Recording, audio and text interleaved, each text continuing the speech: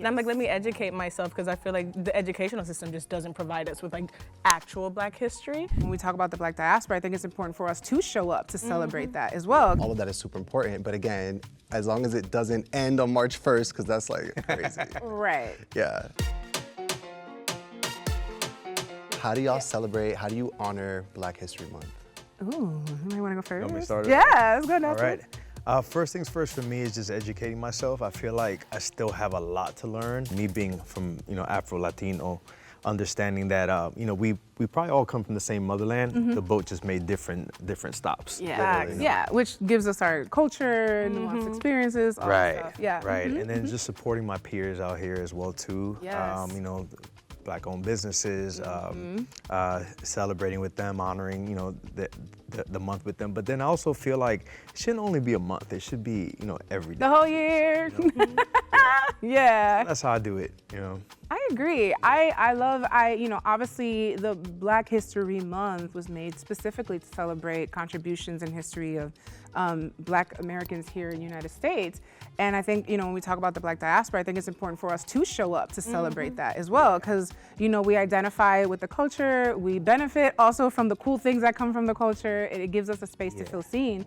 So for me, it's also like, I love to show up for all things Black, spend my money, all things Black. You know what I'm saying? Like highlight people that are doing cool work. Hire if I can. There's a little more emphasis this month, but this should be happening all the time. Right, there's a capitalist marketing element of it that really does piss me off. Because then it'd be March 1st and it'd be like, what is it? Yeah. And I'm like, let me educate myself, because I feel like the educational system just doesn't provide us with like actual Black history.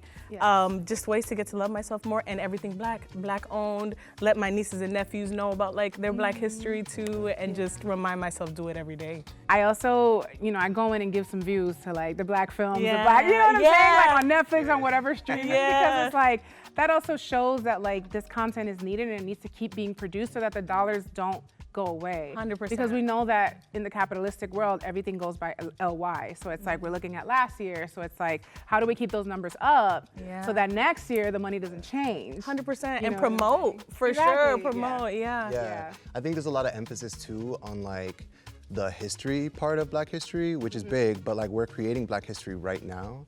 So a lot of you kind of touched on that already, like leaning into the communities that we have that are active right now. I think that's also really important. Black businesses, Black art, Black media, all of that is super important. But again, as long as it doesn't end on March 1st, because that's like crazy. Right. Yeah.